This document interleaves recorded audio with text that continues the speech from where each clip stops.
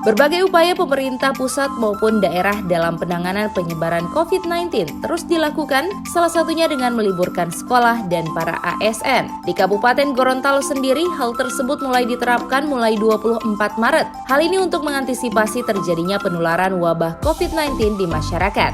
Pasalnya di Provinsi Gorontalo sendiri telah mencapai 193 yang masuk dalam ODP dan 13 orang masuk dalam PDP. Namun hingga saat ini belum ada satupun pasien yang dinyatakan positif tertular wabah COVID-19 atau virus corona.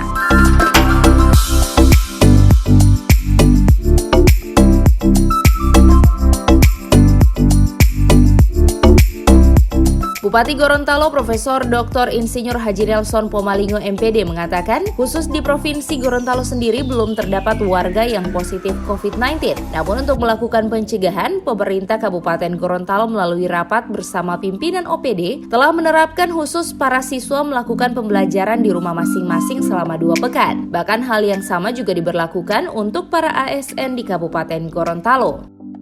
Namun meski begitu, sistem pemerintahan di Kabupaten Gorontalo terus berjalan bagi dinas yang melakukan pelayanan langsung pada masyarakat. Hari ini saya melaksanakan pertemuan pimpinan OPD terkait dengan corona ini. Pertama menyikapi secara nasional ya, kelihatan ada perkembangan baik wilayah maupun jumlah. Kita kalau tidak salah sudah 17 provinsi, tambah jumlahnya sudah 500 orang sudah kena di seluruh Indonesia. Nah, di tingkat daerah sebenarnya memang belum ada, tetapi dalam rangka kewaspadaan kami membuat kebijakan-kebijakan, termasuk juga terkait dengan edaran Pak Gubernur, karena kita berada di satu provinsi. Maka kebijakan yang kami lakukan yang pertama untuk ASN dan sekolah, ASN dimungkinkan bekerja di rumah. Jadi bukan libur ya, bekerja di rumah dengan standar operasional yang ada. Kita sudah rumuskan.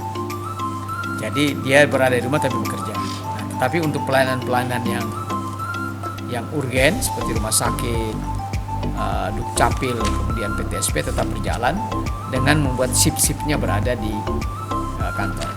Di kantor juga kita buat harus ada yang jaga dan seterusnya sehingga pelayanan tetap jalan. Khusus untuk Dikbud mulai besok diliburkan, bukan liburkan ya, belajar di rumah, sehingga model pembelajaran di rumah itu yang dirumuskan hari ini dan mulai besok dilaksanakan. Termasuk ujian sudah berada di rumah masing-masing. Jadi ujian semester ya tetap jalan tapi berada di rumah dan itu dirancang oleh Dikbud. Kemudian yang ketiga, kita terus melakukan juga di tempat fasilitas umum dan di kantor-kantor standar operasional protokol kesehatan itu dilakukan. Misalnya cuci tangan, tes panas, kemudian juga budaya bersih kita terus lakukan dan tetap menjaga makanan dan olahraga sehingga daya tahan kita terus ada. Yang berikut kita juga memantau dinamika harga bahan pokok. Nah, kita akan melakukan sidak, mengecek lagi hal-hal yang terkait dengan itu. Nah, yang berikut kami melakukan pergeseran anggaran. Jadi dalam rangka menunjang semuanya kan ini butuh anggaran. Maka setiap OPD dibenarkan untuk wajib melakukan pergeseran anggaran sambil juga insya Allah kami tim TAPD akan rapat mana dana-dana yang kita bisa geser dalam rangka untuk antisipasi kaitannya dengan corona ini. Bupati menghimbau agar masyarakat tetap menjaga kesehatan dengan perbanyak olahraga dan mengkonsumsi makanan yang bergizi. Selain itu, pemerintah juga menghimbau masyarakat agar menghindari kerumunan untuk mencegah penyebaran COVID-19. Hal ini demi keselamatan seluruh masyarakat.